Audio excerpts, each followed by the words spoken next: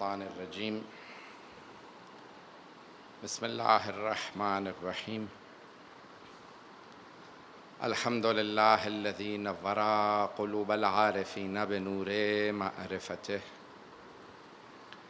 واثبت فؤاد انبیائہ واولیائہ بقصص الانبیاء والمرسلین وأكمل إيمان المسلمين والمؤمنين بولاية علي أمير المؤمنين عليه السلام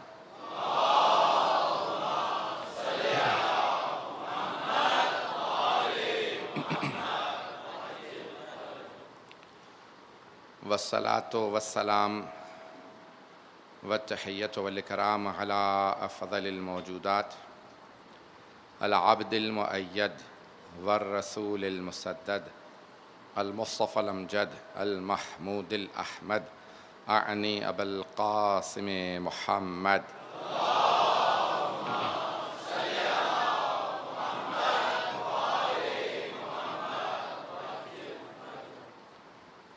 وعلى روحه ونفسه وصهره ووصيه سيد الأتقياء والأصفياء مولا الموالی امام المتقین علی بن ابی طالب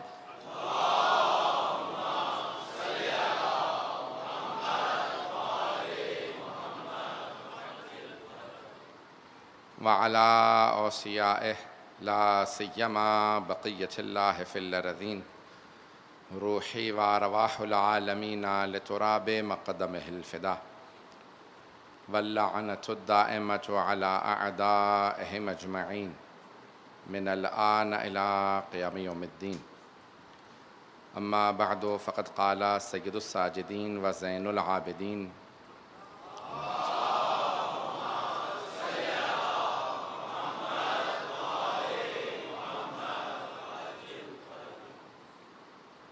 الحمد لله الذي من علينا بمحمد صلى الله عليه وآله وسلم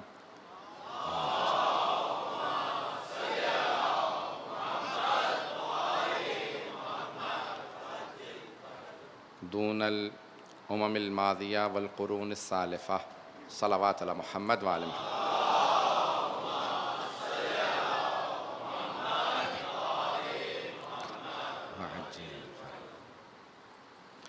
صحیفہ سجادیہ ہمارا عنوان ہے، سلسلے کی تیسری مجلس ہے۔ آپ کی خدمت میں اس کتاب کی اہمیت اور اس کتاب کے مطالب کو پیش کر رہا ہوں۔ اس سے پہلے کہ دوسری دعا سے متعلق اور اس کے مطالب کے عنوان سے متعلق کچھ بات پیش کروں، حدیث کی اہمیت پہ ایک اور بات کو پیش کروں گا۔ کل میں نے عرض کیا تھا کہ حدیث جب معصوم فرما رہے ہوتے ہیں، سب سے بڑا فرق عام لوگوں میں اور معصومین میں یہی ہے۔ بہت سے لوگ کہتے ہیں کہ معاذ اللہ پیغمبر ہم جیسے ہیں یا اہل بیت ہم جیسے ہیں۔ سب سے بڑا فرق یہ ہے، ہم سارا دن بولتے رہیں وہ کچھ نہیں بنتا، لیکن پیغمبر اسلام جو کہہ دیں وہ حدیث ہے۔ معصومین جو کہہ دیں حدیث ہے، جو کام انجام دیں وہ سنت ہے۔ ان کا ہر کام ہر فعل حجت ہے۔ صرف اپنا کام نہیں بلکہ ان کے سامنے کوئی کام انجام دیا جائے اور وہ اس کی تائید کر دیں، اسے بھی سنت کہا جاتا ہے۔ کسی کام سے نہ روکیں، اس کا مطلب ہے جائز ہے، کیونکہ معصوم نے نہیں روکا۔ تو معصومین علیہ السلام کا درجہ مقام کچھ اور ہے۔ اب حدیث معصوم کا فرمان ہے۔ حدیث کی اہمیت سے متعلق چند باتیں پیش کروں گا جلدی کہ اب حدیث جب وہ فرما رہے ہوتے ہیں تو بہت سے افراد سنتے تھے، حفظ کرتے تھے اور پھر دوسروں تک منتقل کرتے، پھر بیچ میں پابندیاں آ گئیں حدیث بیان کرنے پہ۔ بیان کرنے والے بعض اوقات اگر ایک ہو تو اس کو کہتے ہیں حدیث احاد۔ ہمارے ہاں علم حدیث میں احاد واحد ہے جس کا راوی صرف ایک ہے، یا چین یا اس کا سلسلہ سند صرف ایک راوی ہے، وہ احادیث احاد ہے۔ زیادہ ہوں تو متضاعف بھی ہو سکتی ہیں، متضافر بھی ہو سکتی ہیں، یعنی 5 سے زیادہ اسناد ہوں۔ بعض کا 2-3 سند ہوتی ہیں، بعض کا 5 سے زیادہ۔ توجہ ہے اب تک؟ اور بعض اوقات اہل سنت کے ہاں 10 یا اس سے زیادہ کسی ایک حدیث کی اسناد ہوں، یعنی 10 راستوں سے وہ حدیث بیان کر رہے ہوں، یعنی ایک ہی حدیث کے الفاظ پیغمبر اسلام یا معصومین سے 10 مختلف راستوں سے، اسناد سے، سند سے، یا 10 راویوں سے وہ حدیث بیان ہو رہی ہو، اسے کہا جاتا ہے حدیث متواتر ہے، متواتر حدیث. یہ یاد رہیں گی اصطلاح. اب احاد اور متواتر ذہن میں رکھیے گا. متواتر جب کئی راوی بیان کرنے والے ہوں اور کئی مرتبہ بیان نہیں کر رہے، وہ خود لکھوا رہے ہیں، لکھو اسے دوسروں تک منتقل کرنا. صحیفہ سجادیہ کا کمال یہ ہے کہ امام نے وہ دعائیں مانگی ہیں، کئی لوگوں نے سنی، پھر امام نے اپنے دونوں بیٹوں کو لکھوائیں اور کہا آگے منتقل کر دینا. اب ایک نہیں، کئی معصومین سے، کئی راستوں سے اس کی اسناد موجود ہے. تو صحیفہ سجادیہ کی سند بہت قوی ہے، اس پہ شبہے کی اور شک کی کوئی گنجائش نہیں ہے. تو یہ معصومین کا کلام ہے، معصوم کا کلام. ابھی سے صحیفہ سجادیہ کہا جاتا ہے، اللہ نے ہمیں عطا کیا معصوم کے ذریعے. یہ دعائیں ہیں. دیکھیں، اس سے پہلے کہ میں آج کی اس دعا کو پیش کروں، ایک حکمت پیش کر رہا ہوں. میں نے شروع میں پہلی مجلس میں کہہ دیا تھا علمی موضوع ہے اور اس کے مطالب تھوڑے سخت ہیں، لیکن میں اسے جتنا آسان بنا کے پیش کر سکتا ہوں پیش کر رہا ہوں. وہ کہتے ہیں دیکھیں، اللہ کی بارگاہ میں دعا کرنا جسارت کے برابر ہے. مانگنا گستاخی اور جسارت کے برابر ہے. کیوں؟ مانگا اس سے جاتا ہے جو انسان کی ضرورت کو جانتا نہ ہو،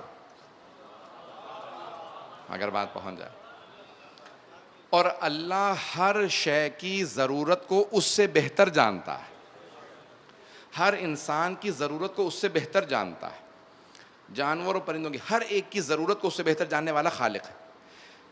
تو اب دیکھیں، دو ہی صورتیں ہو سکتی ہیں. انسان مانگتا کس سے؟ جسے ضرورت معلوم نہ ہو، یا دوسرے جو مصلحت اور بہتری نہ سمجھتا ہو، جو مشورے کا، نصیحت کا محتاج ہو. بھئی اگر دینے لگو تو مجھے یہ دینا، مجھے اس شے کی ضرورت ہے، اس کی ضرورت نہیں ہے. یہ سوچنا بھی اللہ پہ محال ہے، کیونکہ ہماری مصلحتیں ہم سے بہتر خدا جانتا ہے. تو اب خدا سے پھر بھی مانگنا یہ گستاخی ہے، کیونکہ وہ ہماری ضرورت بھی جانتا ہے، مصلحت بھی جانتا ہے. لیکن اللہ کتنا کریم ہے، خود ہی قرآن میں فرماتا ہے ادعونی استجب لکم، تم مانگتے رہو میں عطا کرتا رہوں گا. کتنا کریم ہے کہ یہ اس کی عظمت ہے کہ کہتا ہے مانگتے رہو میں عطا کرتا رہوں گا. اب دیکھیں، انسان مانگ سکتا ہے، جو چاہے مانگ سکتا ہے.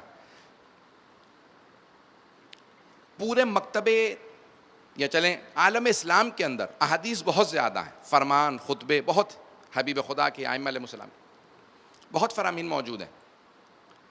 دو ایسی نعمتیں مکتب اہل بیت علیہ السلام کے پاس ہیں، دو نعمتیں جو کسی عالم میں نہ دین کے پاس ہیں نہ کسی مکتب کے پاس ہیں. توجہ سے سنیے گا.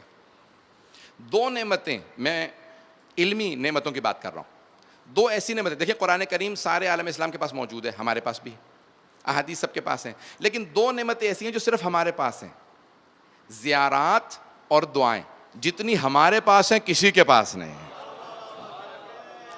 بھئی اسی کا وہی احساس کر سکتا ہے جسے دعا پڑھنے کی عادت ہو. عزیزان گرامی، اتنی دعائیں ہیں کہ انسان کو پتہ نہیں ہوتا کون سی دعا پڑھوں. دیکھیں، دعا کے اندر کبھی بھی اگر آپ نے ائمہ کی عظمت کو دیکھنا ہو تو دعاؤں میں دیکھیں یا زیارات میں دیکھیں. اس جملے کو پیش کر رہا ہوں، آپ کی نظر کر رہا ہوں. خطبہ جب معصوم دے رہے ہیں تو وہ اپنے معیار کے حساب سے دے رہے ہیں، لیکن وہ دیکھتے ہیں سننے والے کون ہیں. جب سننے والے افراد جیسے ہوں تو معصوم اپنے ہی کلام کو آسان بنا دیتے ہیں. لیکن جب وہ دعا مانگ رہے ہوتے ہیں تو وہ دعا خالق سے مانگ رہے ہیں. اب جس سے وہ دعا مانگ رہے ہیں اس میں کوئی کمی نہیں ہے. توجہ، جس سے دعا مانگ رہے ہیں اس میں کوئی کمی نہیں، وہ کامل ذات ہے. اور جو دعا مانگنے والے ہیں ان میں بھی کوئی کمی نہیں. وہ خالقیت میں کمال پہ ہیں، یہ مخلوقیت میں کمال پہ ہیں. اب مانگنے والا اپنے کمال پہ، جس سے مانگ رہے ہیں وہ اپنے کمال پہ. اس لیے دعا سے پتہ چلتا ہے معصوم کے کلام کی عظمت کا. دعا سے اندازہ، اس میں توحید کو بیان کیا، اس میں جو کچھ بیان کریں وہ. عزیزان گرامی، آج جس دعا کا میں نے انتخاب کیا، دوسری دعا کا، اس سے پہلے کہ میں کچھ پیش کروں ایک جملہ پیش کرنا چاہتا ہوں. میں اندازہ لگا سکتا ہوں مجمع کہاں تک ہے. میں پوری زندگی بھی خدا کا ایک سجدہ کرتے ہوئے گزار دوں, مر جاؤں اسی سجدے میں, تب بھی میں شکر ادا نہیں کر سکتا جتنی عزت آپ لوگ مجھے دے رہے ہیں آل محمد کے صدقے میں. اور آل محمد نے یہ مجھے عطا کی کہ میں اتنے ہزاروں کے حساب سے لوگ سن رہے ہیں اور سب لوگ توجہ سے سن رہے ہیں. میں بار بار ہمیشہ صرف یہی توسل کرتا رہتا ہوں کہ مولا میری زبان سے کوئی آپ کے مکتب کے خلاف بات نہ نکلے, میں جو پیش کروں وہ آپ کی رضایت کے لیے پیش کروں.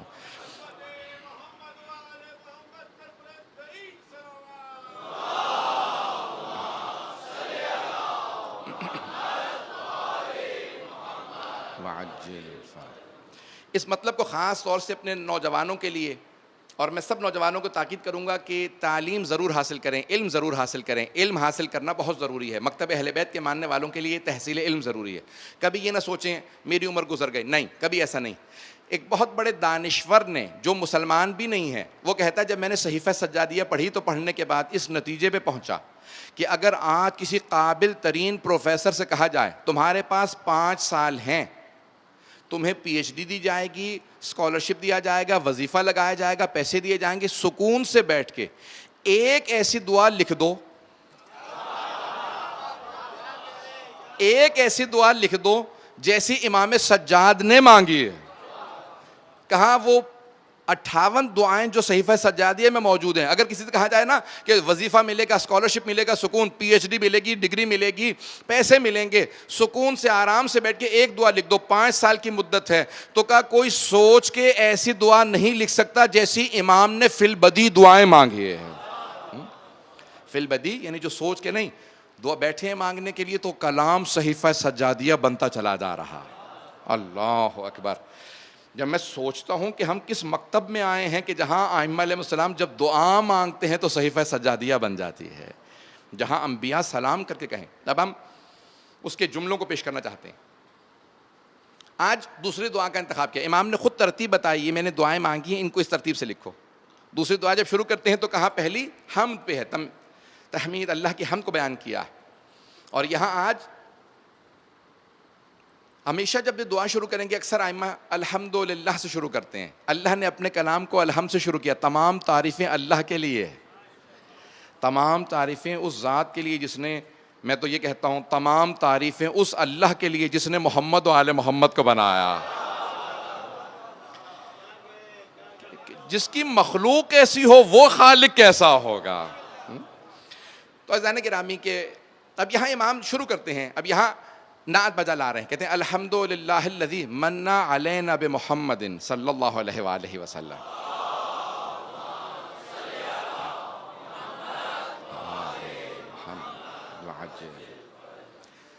امام جب شروع کرتے ہیں کہتے ہیں تمام تعریفیں اس خدا کے لیے جس نے ہم پہ, مسلمانوں پہ یہ احسان کیا ہے کہ اس نے محمد مصطفیٰ کو ہم میں بھیجا. میں جملہ اگر پہنچا پاؤں, اگر اس جملے کی عظمت کا آپ کو اندازہ ہو جائے کہ امام کیا فرما رہے ہیں. دون الامم الماضیہ, امم جمع ہے امت کی. امام کہتے ہیں پچھلی امتوں کے بجائے اللہ نے اس امت کو محمد مصطفیٰ عطا کیے ہے. والقرون السالفہ, قرون جمع ہے قرن کی, قرن کہتے ہیں صدی کو, کا گزشتہ صدیوں کے بجائے اللہ نے اس امت پہ احسان کیا کہ ان صدیوں کے اندر جس نبی کو مبعوث کیا, ہم جب تک کہلائیں گے قیامت تک, تو سارے انبیاء کے سامنے کھڑے ہو کے جب ساری امتیں آ رہی ہوں گی تو ہم سب کے سب کہیں گے ہم امت محمدی میں ہیں. اللہ اکبر.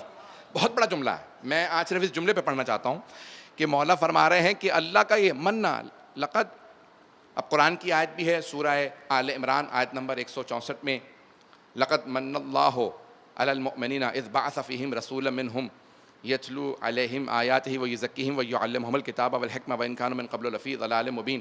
وہ اللہ وہ ہے جس نے ان لوگوں کے درمیان اپنے رسول کو مبعوث کیا ہے جو ان پہ اس کی آیتوں کی تلاوت کرتا ہے, ان کے نفوس کو, ان کے جسموں کو, روحوں کو پاک کرتا ہے. عزیزان گرامی کتنے باریکیوں سے اللہ بیان کر رہا ہے, لیکن کہتا ہے لقد من اللہ علی المؤمنین, اللہ نے احسان کیا ہے مومنوں کے اوپر. کہ اس نے محمد کو مبعوث کیا. میں جملہ نہیں پہنچا پا رہا, ترجمہ نہیں کر پا رہا ہوں. سارے مجمع کی توجہ ہو اس ایک جملے کی طرف. اللہ کہہ رہا ہے اللہ نے احسان کیا. لقد من اللہ, امام بھی اسی جملے کو استعمال کر رہے ہیں کہ الحمدللہ الذی من علینا بمحمد, تعریف اس خدا کی جس نے ہم پہ احسان کیا کہ محمد کو مبعوث کیا. قرآن کہتا ہے, اللہ کہہ رہا ہے میں نے احسان کیا مومنوں پہ. اللہ کہتا ہے میں نے احسان کیا مومنوں پہ کہ میں نے محمد کو ان میں مبعوث کیا.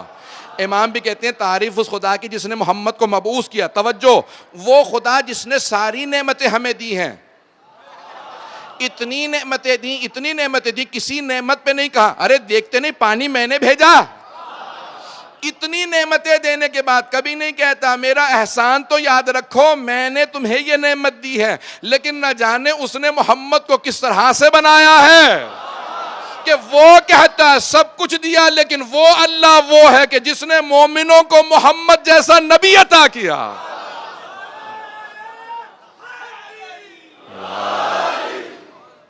کتنی عظمت ہے اللہ سبحانہ و تعالیٰ کی. اور وہ کہتا میں نے تمہیں اس لائق سمجھا اے مومنوں, میں نے تمہیں اپنا حبیب عطا کیا. اس کی عظمت کا اندازہ آپ کو ایک جملے سے ہوگا. اگر میں اشارہ کرتے ہوئے آگے بڑھوں گا, ہمارا نظریہ کیا ہے؟ کتاب ہے معراج, کس کی ہے؟ آیت اللہ شہید سید عبد الحسین دستغیب شیرازی. آیت اللہ دستغیب شیرازی کا نام سن رکھا ہے سب حضرات نے؟ شہید دستغیب بہت مشہور ہیں, بے انتہا کتابیں, 70 سے زیادہ کتابیں ان کی. ان کی کتاب ہے معراج. وہ کہتے ہیں معراج پیغمبر کے لیے نہیں تھی, خاص طور سے سارے مجمع کی مجھے توجہ چاہیے اس ایک جملے کی طرف. معراج پیغمبر کے لیے نہیں تھی. معراج یعنی عروج, ترقی. معراج پیغمبر کے لیے نہیں تھی, ان کے لیے کوئی ترقی نہیں تھی کہ وہ معراج پہ جا رہے تھے. نہیں, جب تک سارا مجمع نہ ہو یہ جملہ ضائع نہ ہو, سارے مجمع کی توجہ ہو. شہید دستغیب نے اپنی پوری کتاب کا پورا جو نچوڑ میں کتاب کا 2 جملوں میں پیش کروں, وہ کہتے ہیں معراج پیغمبر کی نہیں ہے. پیغمبر کو عروج نہیں کہ آسمان پہ جا رہے ہیں, انہیں تو 500 معراج ہوئی ہیں. پیغمبر بار بار آسمان پہ جاتے تھے, یہ ان کے لیے کوئی معراج نہیں ہے, ان کے لیے عروج نہیں کہ آسمان پہ چلے گئے. کہا جب پیغمبر اسلام زمین پہ بھیج دیے تو وہاں سارے فرشتے جو آسمان پہ نور محمد کی زیارت کرتے تھے, ان سب نے کہا پروردگارا جب سے تو نے یہ لباس انسانیت بنا کے پہنا کے بھیجا ہے, ہم نے محمد کی زیارت نہیں کی. رسول خدا کو آسمان پہ بلا لے کہ ہم ان کی زیارت کر لیں. کہ معراج تو فرشتوں کی تھی, وہ حبیب خدا کو دیکھ رہے تھے. وہ ان تمام فرشتوں کی معراج تھی کہ وہ حبیب خدا کی زیارت کے منتظر تھے کہ ہمیں عروج نصیب ہو رہا ہے. تو اب یہ معراج حقیقتاً کیا ہے کہ حبیب خدا جا رہا ہے. مجھے تفصیل میں نہیں جانا. تو عزیزان گرامی, کون ہے حبیب خدا؟ کہ اللہ کہہ رہا ہے مومنوں سے کہ میں نے تم پہ احسان کیا ہے کہ میں نے انہیں تمہارے درمیان میں بھیجا ہے, مبعوث کیا ہے. اور قرآن کہتا ہے, جناب امیر کا اس آیت پہ, اگلی آیت جو میں پیش کرنے والا ہوں, اس آیت پہ خطبہ ہے نہج البلاغہ میں. وما کانا ربک یعذبہم, اور آپ کا رب ان پہ کبھی عذاب نہیں کرے گا. وانت فیہم, اور آپ ان میں موجود ہیں. وہم یستغفرون, اور یہ استغفار کر رہے ہیں. مولا اس پہ خطبہ دے کے کہتے ہیں کہ وہ اللہ کتنا باعظمت ہے. وہ کہتے ہیں میرے حبیب یہ آپ کی امت ہے, اس لیے میں ان پہ عذاب نہیں کر رہا. توجہ ہو, اے میرے حبیب آپ ان میں موجود ہیں, میں ان پہ عذاب نہیں کر رہا. آپ نے پڑھا قرآن کو خاص طور سے پڑھا کیجئے, چاہے ایک آیت پڑھیں ضرور. قرآن کی تلاوت کی عادت بنائیں. بعض اوقات گزشتہ انبیاء کی امتوں میں دیکھیں, جناب شعیب, جناب ایوب, بڑے بڑے انبیاء کی امتوں کو دیکھیں, کیوں عذاب آیا؟ کہا رہے یہ ترازو میں تولنے میں خیانت کرتے تھے, عذاب آ گیا. توجہ, تولنے میں خیانت کرتے تھے, عذاب آ گیا. کہا شکار کرتے ہیں مچھلیوں کا, مچھلیوں نے شکایت کی ہے, کبھی مراعات نہیں کرتے, اپنی لالچ دیکھتے ہیں, کبھی جانوروں کی پرواہ نہیں کرتے, عذاب آ گیا. جناب شعیب سے متعلق دیکھیے, بڑے بڑے انبیاء سے متعلق, جناب صالح سے متعلق اونٹنی کا کوہان کاٹ دیا, عذاب آ گیا. کن کن چیزوں پہ امتوں پہ عذاب آئے ہیں. آج وہ تمام گناہ اگر آپ قرآن میں پڑھیں گے تو امت محمدی کے اندر وہ گناہ ہو رہے ہیں, لیکن آپ نے کبھی غور کیا کہ عذاب نہیں آ رہا؟ اس لیے نہیں کہ ہم اتنے اچھے ہیں, کیونکہ امت محمدی ہیں. کم از کم احسان مند تو ہوں کہ پروردگارہ تیرا کرم ہے، تو نے امت محمدی میں پیدا کیا، ہمیں رسول خدا کی امت بنایا۔ میں سب سے متعلق پیش کروں گا، لیکن آج امام کے جملے کی تشریح کرنا چاہتا ہوں۔ الحمدللہ الذی من علینا بمحمد، تعریف اس خدا کی جس نے ہمارے درمیان رسول خدا محمد مصطفیٰ کو بھیجا۔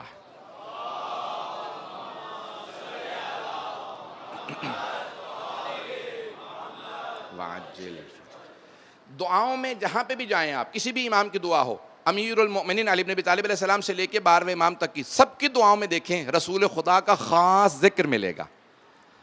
وہی بتا سکتے ہیں عظمت رسول خدا جو اہل بیت ہوں، اہل بیت محمدی تو بتا سکتے ہیں۔ تو آل محمد علیہ السلام نے بتایا ہے۔ عزیزان گرامی پیش کر رہا ہوں کون ہے، یہاں تک چند احادیث کو جلیلی پیش کروں گا۔ یہاں تک دعاؤں میں ہے، ائمہ علیہ السلام کہتے ہیں، احادیث میں ہے کہ الدعاء محجوب، دعا ایک حجاب میں رہتی ہے۔ ایک مثال دینا چاہتا ہوں، اگر ایک ایسے کمرے میں بند کر دیا جائے جو ساؤنڈ پروف ہو، ساؤنڈ پروف سمجھتے ہیں نا، آواز باہر نہ آ سکے، موٹی موٹی دیواریں ہوں، اس کے اندر ایسا سامان لگا دیا گیا ہو کہ آواز باہر نہ آئے، وہاں پہ آپ کھڑے ہو کے چیختے رہیے، جتنے بھی لوگ باہر ہیں کچھ نہیں سن سکیں گے۔ کیوں؟ کیونکہ وہ ساؤنڈ پروف ہے، اس کی آوازوں کو بند کر دیا، باہر نہ آ سکیں۔ امام فرماتے ہیں کہ دعا محجوب ہے، حجاب میں رہتی ہے، اس کی آواز باہر ہی نہیں جاتی، آپ ہی تک رہتی ہے۔ توجہ توجہ، سارے مجمع کی توجہ ہو، مجھے سارے مجمع کی توجہ چاہیے۔ عزیزان گرامی معصوم فرماتے ہیں دعا محجوب یعنی چھپی ہوئی رہتی ہے، آواز ہی نہیں جاتی، یہ دعا یہیں رہ جاتی ہے، عرش تک جاتی ہی نہیں ہے، پروردگار سنتا ہی نہیں۔ کیوں؟ اس لیے نہیں کہ وہ نہیں سن سکتا، کیونکہ ہمارے گناہ اتنے زیادہ ہوتے ہیں کہ اگر چاہتے ہو خالق سنے تو پھر جتنے بھی گناہ ہو پھر بھی وہ خالق دعا کو سنے گا، اگر پہلے اور بعد میں محمد و آل محمد پہ صلوات پڑھو۔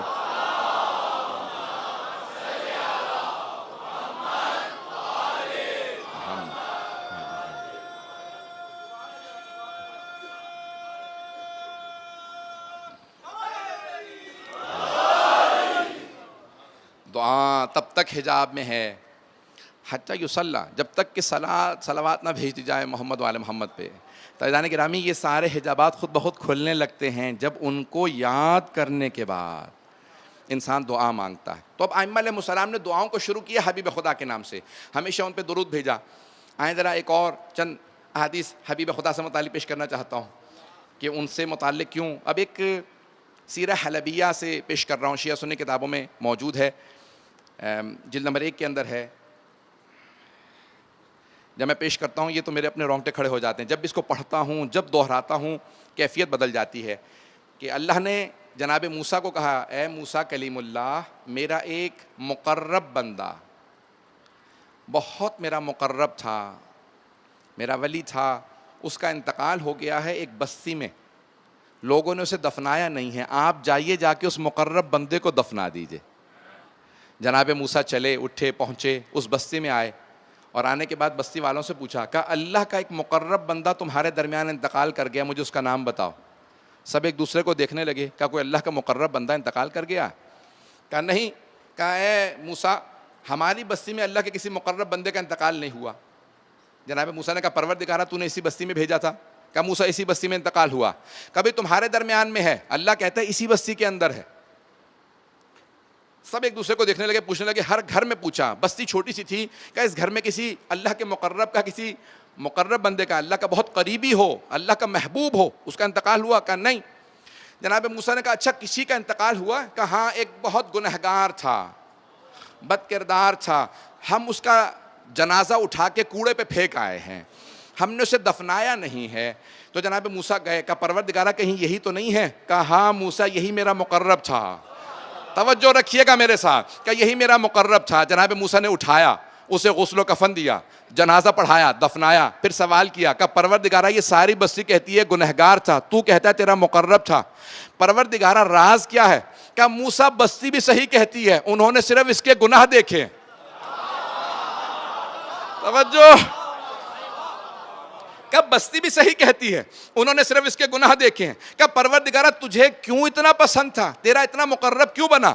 کہ موسیٰ اس کی ایک عادت تھی, کلما نشرت توراۃ, کلما نشرت توراۃ, جب بھی توریت کھولتا تھا, ونظر الی اسم محمد, میں توجہ سارے مجمع کی, کہ موسیٰ اس کی ایک عادت تھی, بہت گنہگار تھا, میں جانتا ہوں گنہگار تھا, لیکن موسیٰ اس کی ایک عادت تھی, مجھے کیوں اتنا پسند تھا, کلما نشرت توراۃ ونظر الی اسم محمد قبلہ ووضعہ علی عینیہ وصلی علیہ. موسیٰ جب بھی توریت کھولتا, میرے حبیب محمد مصطفیٰ کے نام کو دیکھتا تو چومتا تھا, آنکھوں سے لگاتا, پھر ان پہ صلوات پڑھتا تھا.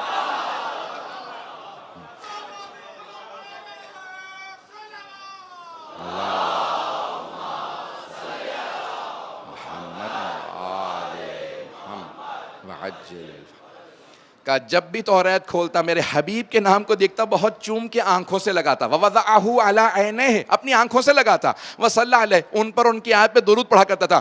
کہ موسیٰ وہ سارے گناہ ایک طرف, لیکن وہ اس کی ایک عادت مجھے اتنی پسند تھی, میں نے اسے اپنا مقرب بنا دیا تھا. ارے حبیب خدا کے نام سے محبت رکھنے والا ایسا ہو, نام سے نہیں پہنچا سکا بھئی, یہ ملا نہیں تھا, شخصیت کو نہیں جانتا تھا, زیارت نہیں کی تھی, صحابی نہیں بنا تھا, صرف نام سے اتنی محبت تھی. جسے نام سے اتنی محبت ہو, گنہگار بھی ہو تو مقرب ہے, اور جسے آل سے محبت ہو,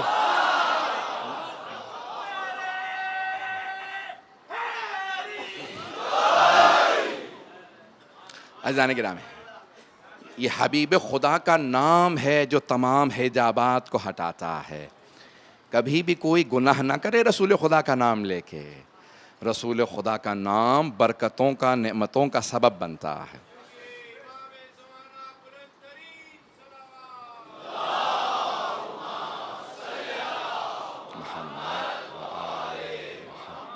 وعجل فرجہ.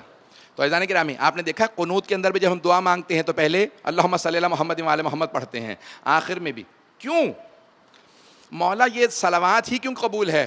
کہا اللہ نے بھی تو کہا ہے نا, ان اللہ وملائکتہ یصلون علی النبی یا ایھا الذین آمنوا صلوا علیہ وسلموا تسلیما.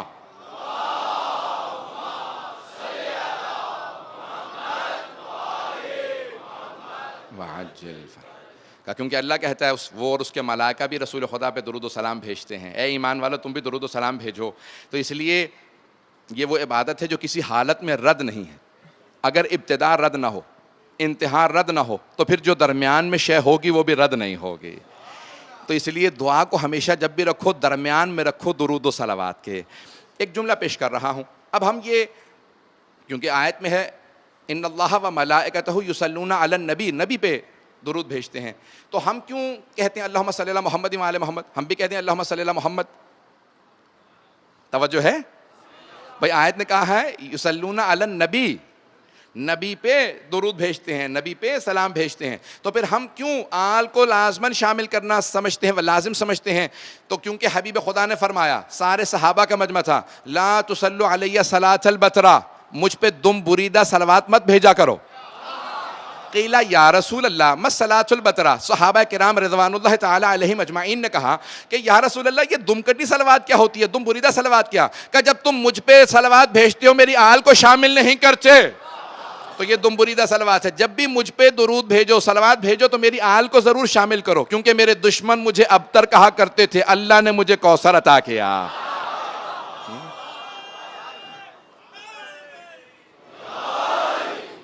کہ اللہ نے کوثر عطا کیا, اس لیے میری آل کو ہمیشہ میرے ساتھ یاد رکھنا. تو عزیزان گرامی, اس لیے تمام مسلمان, شیعہ سنی تمام مسلمان جب بھی نماز پڑھتے ہیں تو تشہد میں اللہم صلی علی محمد وعلی محمد ضرور کہتے ہیں. اور یہ راز ہے نماز کی قبولیت. اللہ اکبر سے شروع ہو کے جب تمام کر رہے ہیں تشہد میں کہتے ہیں اللہم صلی علی محمد وعلی محمد. اب قبولیت مل رہی ہے نا, قبولیت ملتی ہے جب انسان محمد و آل محمد پہ درود بھیجتا ہے, پھر سلام کرتا ہے, السلام علیکہ ایھا النبی ورحمۃ اللہ وبرکاتہ, السلام علینا وعلی عباد اللہ الصالحین. یہ عباد کبھی سمجھ میں آیا آپ کو؟ عباد جمع ہے عبد کی. آپ نے ابھی تشہد میں پڑھا واشہد ان محمدً عبدہ ورسولہ, عبد کی جمع ہے عباد, تو کوئی رسول خدا جیسے ہیں نا. کہ جن پہ آپ سلام بھیج رہے ہیں، پہلے نبی پہ بھیجا سلام، پھر عباد پہ بھیجا، وہی عباد ہیں جو پیغمبر کے ساتھ ساتھ ہے۔ اب کون ساتھ ساتھ ہیں؟ ایک جملے سے واضح ہو جائے گا، پھر میں اس دعا کی اور مزید تشریح کروں گا۔ سننا پسند فرمائیں گے یہ جملہ؟ آپ کی محبتوں کی نظر کر رہا ہوں، عقیدتوں کی، کہ جس پیارے انداز سے سب سن رہے ہیں، کہ جناب امیر فرماتے ہیں اگر تم نے سنت نبوی کو سمجھنا ہو تو مجھ سے سمجھنا، میں پیغمبر کے ساتھ مکے میں بھی تھا، مدینے میں بھی تھا، میں پیغمبر کے ساتھ سفر میں بھی تھا، حضر میں بھی تھا، مسجد میں بھی تھا، گھر میں بھی تھا، فرش پہ بھی تھا، عرش پہ بھی تھا۔ میں پیغمبر کے ساتھ ایسے رہا کرتا تھا جیسے اونٹنی کا بچہ ماں کے ساتھ رہا کرتا۔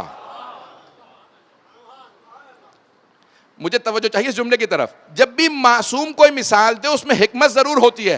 مولا فرماتے ہیں میں حبیب خدا کے ساتھ ایسے رہا کرتا تھا جیسے اونٹنی کا بچہ ماں کے ساتھ رہتا۔ اور اتنے جانوروں کے بچے ماں کے ساتھ رہتے ہیں، جب بھی کوئی تشبیہ دے نا معصوم، جیسے کہا اسد اللہ، شیر سے تشبیہ دی ہے تو شیر کے اندر شجاعت ہوتی ہے، تو وجہ تشبیہ کیا؟ تشبیہ کیوں دی ہے؟ شجاعت کی وجہ سے۔ جب بھی معصوم کوئی استعارہ استعمال کریں، کوئی مثال استعمال کریں، اس کی حکمت کو سمجھنا بڑا ضروری ہوتا ہے۔ تو امیر فرماتے ہیں، حضرت امیر کہتے ہیں میں حبیب خدا کے ساتھ ایسے رہا کرتا تھا جیسے اونٹنی کا بچہ ماں کے ساتھ رہتا ہے۔ ارے گھوڑے کا بچہ بھی ماں کے ساتھ رہتا ہے، بکری کا بچہ بھی ماں کے ساتھ رہتا ہے، گائے کا بچہ بھی ماں کے ساتھ، کتنے جانوروں کے بچے ماں کے ساتھ۔ لیکن اونٹنی کے بچے کی خصوصیت یہ ہے نہ وہ کبھی ماں سے بہت آگے جاتا، نہ ماں سے تجاوز کرتا ہے، نہ ماں سے پیچھے رہتا، نہ کبھی دائیں جاتا ہے نہ کبھی بائیں، ماں کے قدم پہ قدم رکھ کے چلتا ہے۔ جو قدم پہ قدم رکھ کے چلے، رسالت ماں کے ساتھ، اسے علی کہتے ہیں۔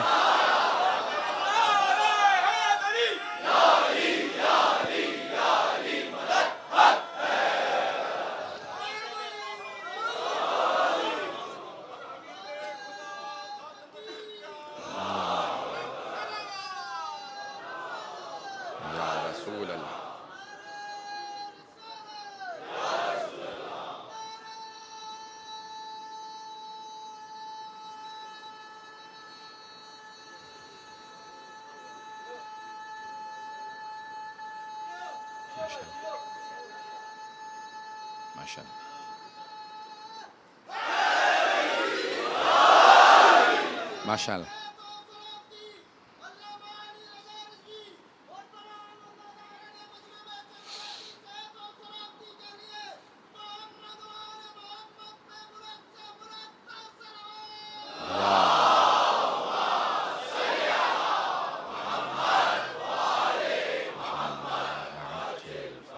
غور فرمایا عزیزان گرامی کہ دعائیں مستجاب ہوتی ہیں محمد و آل محمد کے تذکرے سے، ان کا نام لینے سے دعا قبول ہوتی ہے۔ تو امام سجاد نے اپنی تمام دعائیں، حتی دعائیں مکارم الاخلاق دیکھیں، دوسری دعائیں دیکھیں، دعائیں توبہ دیکھیں، ہمیشہ حبیب خدا کا نام ہوگا، پہلے ان کا واسطہ ہوگا، ان پہ درود ہوگا۔ تو دعاؤں کے مستجاب ہونے کے لیے حبیب خدا اور ان کی آل کا ذکر ضروری ہے۔ اور بہت سے افراد بعض اوقات ذہن میں ایک شبہ لے آتے ہیں کہ نہیں، رسول خدا اور ان کی آل سے توسل کرنا یہ معاذ اللہ بدعت ہے یا شرک ہے۔ آئیے ذرا مختصر سا جواب دوں گا۔ عزیزان گرامی، ان کے نام سے کوئی بھی شے منسوب ہو جائے تو وہ تبرک بن جاتی ہے۔ بہت سے لوگ پہنچ گئے، ان کے نام سے کوئی بھی شے منسوب ہو تو وہ تبرک ہے، دعا بھی ہو تو باعظمت ہے کیونکہ ان کی دعا ہے۔ اور یہ ہمارا عقیدہ نہیں ہے، صحابہ رضوان اللہ علیہم کا بھی یہی عقیدہ تھا، صحابہ کا بھی یہی عقیدہ تھا۔ جب پیغمبر وضو بجا لاتے تھے تو صحابہ وہ وضو کا پانی زمین پہ گرنے نہیں دیتے تھے۔ مورخین نے لکھا، شیعہ سنی مورخین نے، صحابہ ظرف میں وہ پانی لے لیتے تھے، کہ یہ پانی گرنے نہ دینا، برتن میں رکھ لو، اگر کوئی بیمار ہوگا تو پلا دینا۔ تو تبرک کے منکروں کو بتا دیجئے صحابہ بھی تبرک کو مانتے تھے رضوان اللہ علیہم۔ حبیب خدا کے بدن سے مس ہوا پانی، اور خدا کی قسم یہاں تک ملتا ہے کہ دعا کیوں مستجاب نہ ہو۔ میں واقعہ پڑھ رہا تھا وہی خراسانی کتاب میں، کہتے ہیں کہ ایک صحابی کا بچہ بیمار ہوا، اس نے فوراً کہا جاؤ جا کے حبیب خدا کی ابا سے ایک دھاگا نکال لاؤ۔ بچہ بیمار ہے، اسے اٹھا کے مسجد نہیں لے جا سکتے، وہ کنیز آئی تو حبیب خدا کھڑے ہو گئے، کائنات میں مجھے ایک اور ایسی ہستی دکھا دے جس کی اپنی حکومت ہو، رسالت ہو، ولایت ہو، قرآن کا مالک ہو، کائنات کا مالک ہو، اللہ کا محبوب ترین رسول ہو، اور ایک ادنا سی کنیز کی تعظیم میں کھڑا ہو جائے. یہ عظمت ہے رسول خدا کی، اسی لیے دعائیں ان کے صدقے میں مستجاب ہیں. جیسے ہی آپ کھڑے ہوئے، کنیز کو حیا آئی، سارے صحابہ دیکھ رہے ہیں یہ کون ہے. کنیز چلی گئی، دوسری مرتبہ، تیسری، جب تیسری مرتبہ آئی، حبیب خدا نے ابا اتاری، رکھ دی، اس نے دھاگا نکالا، جانے لگی. صحابہ نے کہا یا رسول اللہ معاملہ کیا ہے؟ کہا یہ کسی گھر سے آئی ہے، سوال کرو کیوں آئی تھی. بھائی جو بغیر سنے بغیر پوچھے جانتا ہو اسی کو تو کہتے ہیں علم غیب. کون کہتا ہے حبیب خدا کے پاس علم غیب نہیں تھا؟ تو کہا کہ پوچھو اس سے، سوال کرو کنیز سے کیوں آئی. کہا میں جس گھر سے آئی ہوں بچہ بیمار تھا، انہوں نے کہا تھا کہ ابا کا ایک دھاگا لے آؤ. حبیب خدا نے جب ابا رکھی، میں نے دھاگا نکالا، وہ کنیز اس گھر کے اندر گئی، بچے کے لیے سر پہ دھاگا رکھا، پیغمبر کی ابا کا، وہ بچہ شفا یاب ہو گیا. صحابہ اس بچے کو پیغمبر کے پاس لے کے آئے. آپ کی ابا کے دھاگے کا اثر یہ ہے. جسم کے لباس کے دھاگے کا اثر ایسا ہو، ارے لباس کا اثر ایسا ہو تو آل کا اثر کیسا ہوگا؟ عزیزان گرامی، حبیب خدا کے نام کا اثر ہے. حبیب خدا جب بھی دعائیں مانگیں کبھی بھی ایسا نہ کریں کہ حبیب خدا کا نام نہ ہو. محمد و آل محمد کے نام کے ساتھ دعا کو شروع کریں. بات واضح ہو گئی ہے؟ اب آئیے ذرا، امام نے اس دعا کے اندر صفات کو بیان کیا. کہا حبیب خدا خلق عظیم کے مالک تھے. خلق عظیم دو چیزیں ہیں، ایک ہے خلق، دوسرے خلق. انسان کیسا بنایا گیا اسے خلق کہتے ہیں، اور اس کا اخلاق کیسا ہے اسے خلق کہتے ہیں. خلق اور خلق. خلق بہت سے لوگوں نے لکھا خلق ہے. ایک ہے انسان کا اپنا اخلاق، کردار، دوسرا ہے اس کی جسم، اس کا چہرہ. میں کیسا ہوں اس پہ میرا کوئی قابو نہیں، کنٹرول نہیں، اللہ نے مجھے جیسا بنا دیا، یہ میرا چہرہ. لیکن میرا کردار، میرا عمل کیسا ہے یہ میرا اختیار ہے. بہت سے لوگ پہنچ گئے. مجھے سارے مجمع کی دوبارہ توجہ چاہیے اس مطلب کی طرف. عزیزان گرامی، اللہ سبحانہ و تعالیٰ نے حبیب خدا کو بہت خوبصورت بنا کے بھیجا، نور بنا کے بھیجا، پاک بنا کے بھیجا، طیب و طاہر بنایا. لیکن اخلاق تو پیغمبر کا اپنا تھا، کردار تو ان کا اپنا تھا. اب سمجھ میں آیا اللہ کو اتنے محبوب کیوں تھے. میں نے جتنا اچھا بنایا تھا اس سے اچھا اخلاق انہوں نے سمجھایا. اب یہاں روک کے ایک اور جملہ پیش کر رہا ہوں. عزیزان گرامی، اب امام حسین کے جملے کی عظمت کو سمجھیں جو جناب علی اکبر علیہ السلام سے متعلق کہا. پروردگارہ گواہ رہنا، ہم اس نوجوان کو بھیج رہے ہیں جو تیرے نبی کا سب سے مشابہ ہے، قولاً و فعلاً و منطقاً، کردار میں، رفتار میں، گفتار میں. بھئی یہ جناب علی اکبر علیہ السلام کا کمال نہیں تھا کہ ان کا چہرہ پیغمبر جیسا تھا، یہ تو اللہ کا کمال تھا کہ اس نے علی اکبر کو پیغمبر جیسا بنایا. لیکن یہ جناب علی اکبر کا کمال تھا کہ ان کا کردار پیغمبر جیسا تھا. اور فرمائے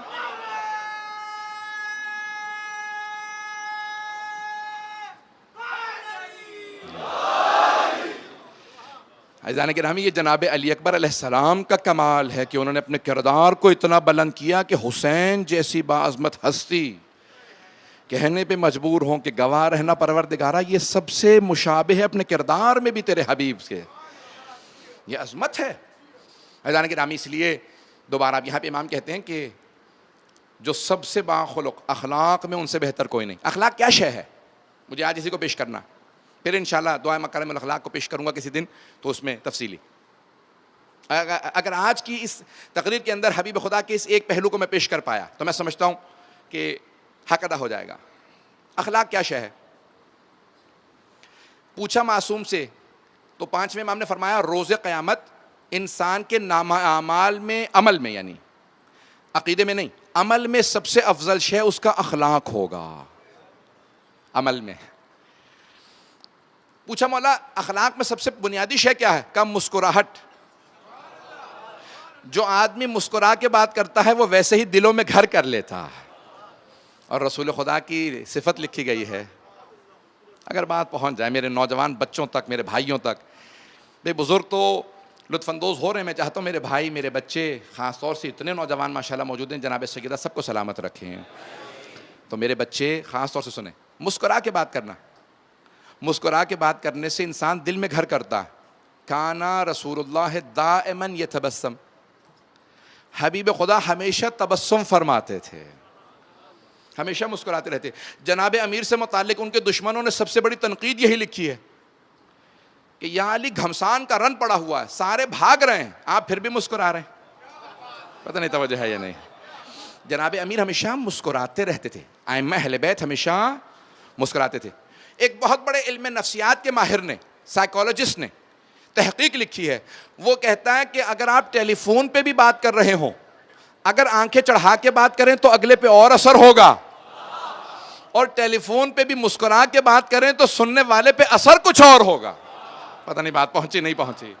اس مسکراہٹ کا بڑا اثر ہوتا ہے، تلخ سے تلخ بات کہیں مسکرا کے تو اس کا اثر کچھ اور ہے۔ عزیزان گرامی، اخلاق، حبیب خدا کسی کافر سے بھی پیش آتے ہیں تو اخلاق سے، یہاں تک کہ قرآن کی آیت ہے، اسی سورہ آل عمران کے اندر ہے، لو کنت فظا غلیظ القلب لانفضوا من حولک، اے میرے حبیب اگر آپ کرخت مزاج ہوتے، تلخ مزاج ہوتے، غصے والے اور برے مزاج کے ہوتے تو سب کے سب آپ کو چھوڑ کے چلے جاتے۔ یہ آپ کا اچھا اخلاق ہے کہ آپ نے سب کو اپنی طرف جذب کر لیا، یہ آپ کی کشش اخلاق۔ پیغمبر اسلام جب گزرتے تھے تو مورخین نے لکھا، حتیٰ اورینٹلسٹ، مستشرقین یعنی جو مشرقی دنیا پہ تحقیق کرتے ہیں، کافر مشرق یعنی مغربی دنیا میں رہنے والے، مسلمان نہیں ہیں، وہ تک لکھتے ہیں کہ محمد کا سب سے بڑا کمال یہ تھا صلی اللہ علیہ وسلم کا کہ جب چلتے تھے تو راہ چلتا ہوا رک کے واپس آتا تھا، پوچھتا تھا میں جانتا نہیں، یہ بتاؤ کون ہے؟ تو صحابہ کہتے تھے یہی رسول خدا ہیں۔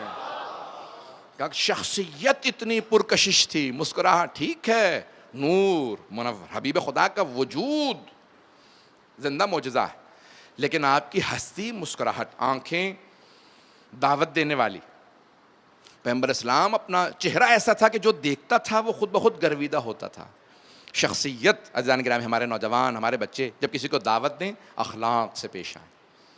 اہل بیت علیہ السلام کا سب سے بڑا کمال کیا ہے؟ ان کا اخلاق۔ اب آئیں ذرا چوتھے امام سے متعلق دو جملے پیش کر دوں۔ آپ نے سن رکھا ہوگا، شاید دسیوں مرتبہ، سینکڑوں مرتبہ اس روایت کو سنا ہو۔ حسین ابن نمیر کون ہے؟ قاتل حضرت علی اکبر علیہ السلام، حضرت علی اکبر کا قاتل جس نے برچھی ماری تھی، نام ہے اس کا حسین ابن، ملعون ترین افراد میں سے کربلا کے حسین ابن نمیر۔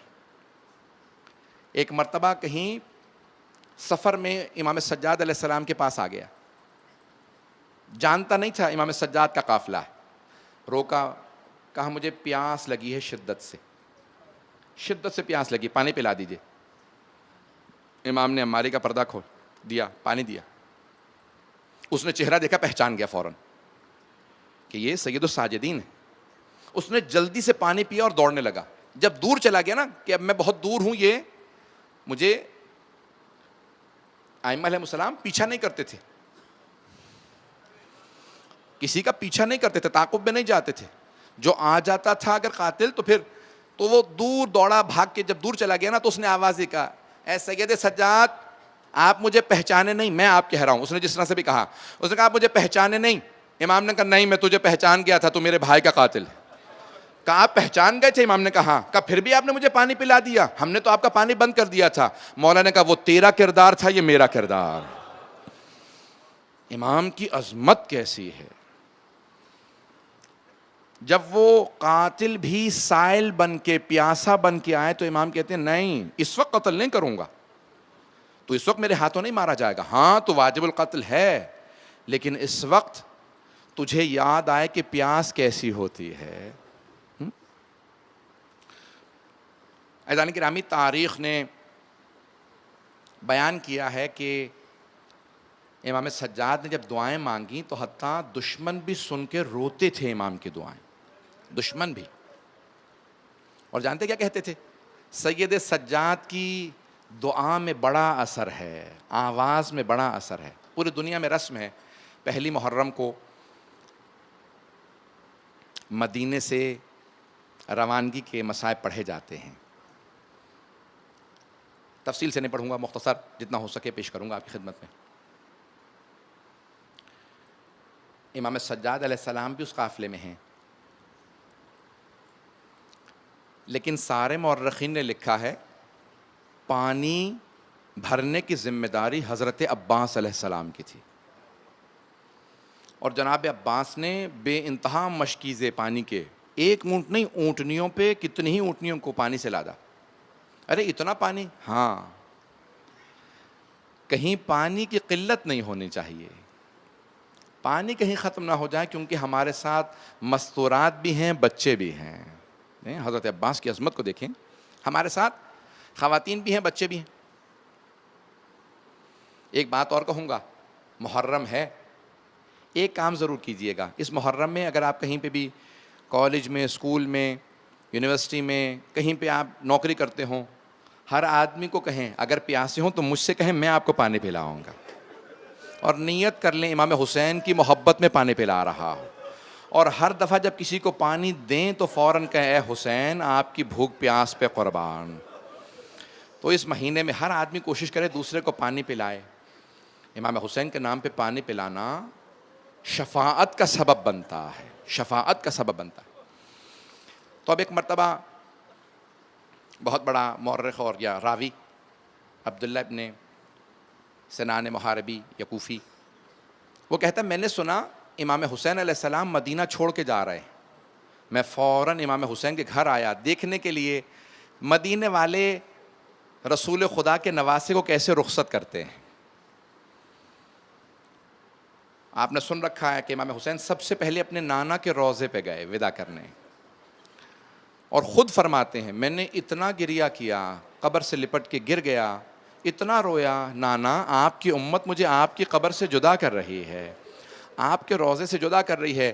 فرماتے ہیں اتنا میں رویا، اتنا رویا کہ میں غش کر گیا، قبر پہ گر گیا، اور میں نے دیکھا کہ میرے نانا اپنی قبر سے اٹھ کے مجھے سینے سے لگا رہے ہیں، مجھے گلے لگا کے ایک مرتبہ میرے نانا نے پیار کیا، کہا کہ نانا کیا حکم ہے آپ کا؟ کہا ان اللہ شاء ان یراک قتیلا، مشیت یہی ہے آپ میدان کربلا میں شہید ہو جائیں گے۔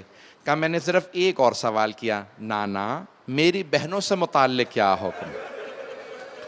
تو کہا میرے نانا رونے لگے اور کہا ان اللہ شاء ان یراہن سبایا، کہا مشیت یہی ہے کہ آپ کی بہنوں کو قیدی بنا لیا جائے گا، جانتے ہوئے کہ میری بہنوں کو قیدی بنایا جائے گا۔ امام حسین علیہ السلام اٹھے، پھر ماں کی قبر پہ گئے۔ بڑے بڑے علماء ایک ہی جملہ کہتے ہیں، جیسے ایک چھوٹا بچہ ماں سے لپٹ کے روتا ہے، ویسے امام حسین قبر جناب سیدہ سے لپٹ کے رو رہے تھے، اور بار بار میرا دل کہتا یہی کہتے ہوں گے اماں مجھے اپنی آغوش میں لے لیں۔ آپ نے یہی سنا ہے نا ممبر سے کہ جناب سیدہ نے کیا جواب دیا؟ کہا بیٹا اپنے آپ کو تنہا محسوس نہ کرنا، میں کربلا ساتھ آؤں گی۔ میرا دل کہتا ہے جناب سیدہ نے یہ بھی کہا ہوگا بیٹا صرف ساتھ نہیں آؤں گی، جب آپ پشت ذوالجناح سے زمین پہ آئیں گے میں اپنے برقعے کا دامن پھیلاؤں گے۔ اے حسین میں آپ کے سر کو زمین پہ نہیں گرنے دوں گی، میں اپنے برقعے کے دامن میں آپ کے سر کو۔ عزیزان گرامی، ایک مرتبہ ماں سے ودا کیا جناب سید الشہداء نے، اور اٹھے آئے جناب ام سلمہ سے ملنے کے لیے آئے، اپنی نانی سے کہا نانی اماں میں عراق جا رہا ہوں، کربلا جا رہا ہوں، بس کربلا کا نام سننا تھا۔ حضرت ام سلمہ رونے لگیں۔ اہل سنت کی بھی تاریخ میں ہے، حتیٰ ترمذی کے اندر حدیث میں بھی ہے، روایات میں ہے کہ جناب ام سلمہ رونے لگی، کہا اے حسین کربلا مت جائیے گا، آپ کے نانا نے مجھ سے کہا تھا آپ کربلا میں مارے جائیں گے۔ تو امام حسین نے کہا نانی اماں وہ وقت آ گیا ہے میری شہادت کا۔ تو جناب ام سلمہ بہت روئیں، بہت روئیں۔ بھائی سب کے سب ایک ہی سوال کر رہے ہیں، اے حسین کربلا کیوں جا رہے ہیں؟ کہا شہادت کے لیے۔ کہا جب شہادت کے لیے جا رہے ہیں تو ہمیں سمجھ میں نہیں آ رہا بہنوں کو ساتھ کیوں لے جا رہے ہیں؟ تو بس ایک ہی جملہ سب نے لکھا ہے، امام حسین نے فرمایا کہ میری شہادت سے میرے نانا کا دین بچے گا، اور میری بہنوں کی وجہ سے میری شہادت بچے گی۔ اگر بہنیں ساتھ نہ ہو تو میرا پیغام کون پہنچائے گا؟ یہ ہر جگہ جا کے بتائیں گے حسین باقی نہیں ہے، یہ نواسہ رسول ہے۔ بس بھئی چلیں، آخری جملے سن لیجیے، 4 سے 5 منٹ کی زحمت دوں گا، لیکن میرا وعدہ ہے ہر آنکھ میں آنسو ہوگا۔ اب عبداللہ ابن سنان کہتا ہے جب میں پہنچا نا امام حسین کے گھر، تو میں نے دیکھا گھر کے باہر دروازے کے سامنے حسین مسند بچھائے بیٹھے ہیں۔ اے حسین آپ کی عظمتوں کو سلام۔ کبھی ایسا بھی وقت آنا تھا حسین گھر کے باہر مسند بچھا کے بیٹھے؟ گھر کے باہر مسند بچھائے بیٹھے ہیں کہ جوانان بنی ہاشم سامنے کھڑے ہیں. ایک مرتبہ جب سارا کا سارا پانی لادا اور ایک مرتبہ دیکھا کہ اونٹ موجود ہیں, اونٹنیاں موجود ہیں, جناب عباس سے کہا اونٹنیوں پہ اماریاں لگا دو, اور ایک مرتبہ کسی کنیز سے کہا بیبیوں کو بلاتی جاؤ, ان کو سوار کرا دیا جائے. ایک مرتبہ ساری بیبیاں آ رہی ہیں, میں سارا مختصر کر رہا ہوں. ایک مرتبہ کسی خادمہ نے اندر سے آواز دی, کسی کنیز نے کہا حسن مجتبیٰ کی بیوہ آ رہی ہے.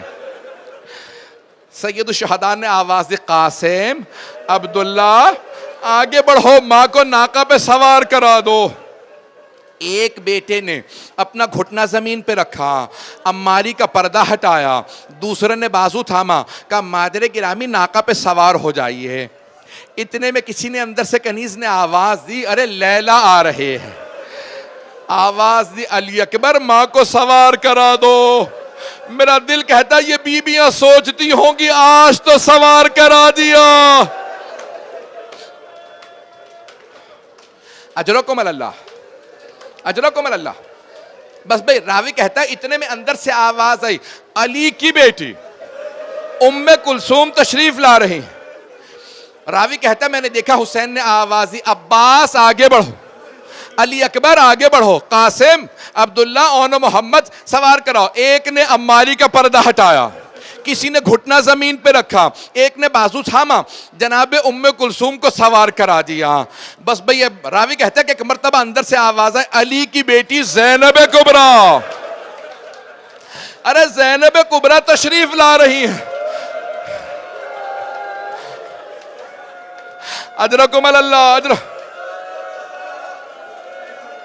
ایک سوال کروں, میں بھی اگلے مصاحب نہیں پڑھوں گا, میں مصاحب نہیں پڑھ رہا. ایک سوال میری طرف دیکھیے گا, ایک سوال کروں, جب آپ روتے ہیں آپ کو کوئی تازیانے تو نہیں مارتا, آپ کو کوئی تماچے تو نہیں مارتا, اجرکم اللہ, آپ کے رونے پہ کوئی پابندی تو نہیں ہے. راوی کہتا آواز آئی, علی کی بیٹی زینب کبریٰ آ رہی. راوی کہتا میرا تعجب بڑھ گیا جب میں نے خود دیکھا حسین اپنی مسند سے کھڑے ہو گئے. کہا عباس اماری کا پردہ ہٹاؤ, علی اکبر اپنا گھٹنا زمین پہ رکھو. حسین نے بازو تھاما, جناب زینب نے کہا بھیا آج میں عباس سے سوار نہیں ہوں گی, آج علی اکبر سے سوار نہیں ہوں گی, آج اون محمد سے سوار نہیں. بھیا مجھے معاف کر دو, آج میں آپ سے بھی سوار نہیں ہوں گی. پھر کس سے سوار ہوں گی جناب زینب؟ کہا بھیا اسے بلائیں جو 11 محرم کو مجھے ناقہ پہ سوار کرائے گا. میرے مولا حسین نے آواز دی, او میرا سید سجاد, او میرا عابد,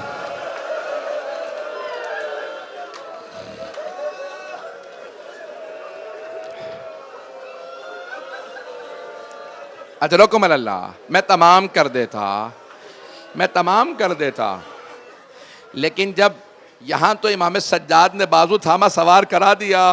میں نے کل کہا تھا نا, جب 11 محرم کا دن آیا جناب زینب نے ہر بیوی کو سوار کرایا, یہاں تک کہ ماں کی کنیز جناب فضہ کو بھی ناقہ پہ سوار کرا دیا. لیکن جب دیکھا نا مولا سجاد کے گلے میں طوق ہے, اب بیوی سے رہا نہ گیا, مولا سجاد سے کچھ نہیں کہا, فرات کا رخ کیا, کہا میرے عباس آؤ آ کے بہن کو دیکھو.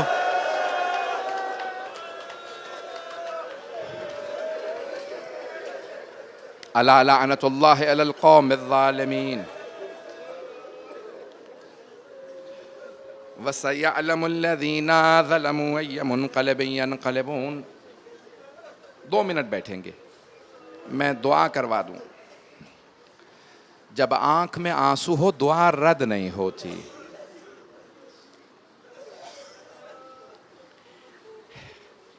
ایک واسطہ بتاؤں جو کبھی رد نہیں ہوتا, دو واسطے ہیں جو کسی حالت میں رد نہیں ہوتے.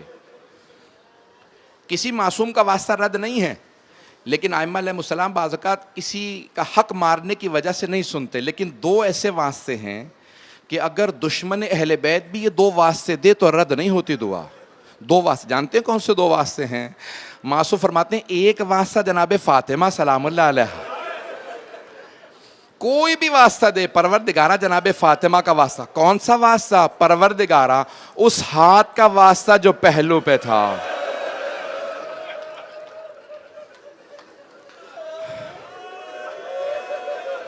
اور دوسرا واسطہ جو کبھی رد نہیں ہوتا, یہاں تک کہ امام زمانہ نے فرمایا میرے ماننے والوں سے کہنا جب بھی میرے ظہور کی دعا مانگیں یہ والا واسطہ دیں. وہ دوسرا واسطہ کون سا ہے؟ جناب زینب کی چادر کا واسطہ. آئیں ذرا مل کے کہیں, پروردگارہ جناب زینب کی چادر کا واسطہ ہمیں امام زمانہ کا ظہور دیکھنا نصیب فرما. پروردگارہ جہاں جہاں مومنین بسیں سب کے جان مال عزت آبرو کی حفاظت فرما, بے اولادوں کو اولاد عنایت فرما, پریشان حالوں کی پریشانیاں دور فرما, حج و زیارات کی تمنا رکھنے والوں کو حج و زیارات نصیب فرما. پروردگارہ ہمارے مقامات مقدسہ کی حفاظت فرما. جو مؤمنین و مؤمنات یہاں موجود ہیں کسی کو رد نہ فرما, سب کی دعائیں مستجاب فرما. بس میں ایک آخری واسطہ دے رہا ہوں, پروردگارہ ہاتھ بلند کیجیے گا, جو حاجات طلب کیجیے گا. امام زمانہ کے ظہور کی پہلے دعا مانگیں گے, بعد میں اگر کوئی پریشان ہے, خصوصاً وہ والدین جو اپنے بچے بچیوں کی طرف سے پریشان ہیں, خصوصاً اگر بچیوں کے رشتوں کی طرف سے پریشان ہے, ایک واسطہ دے رہا ہوں. پروردگارہ واسطہ ان کانوں کا جن سے گوشواروں کو چھینا گیا تھا, پروردگارہ اس چھوٹی بی بی کی عظمتوں کا واسطہ, اس کرتے کا واسطہ جس پہ خون تھا. پروردگارہ کسی کی کسی دعا کو رد نہ فرما, ہم سب کی عاقبت بخیر فرما. ربنا تقبل منا انك انت السميع العليم بحق محمد وآله الطيبين الطاهرين المعصومين.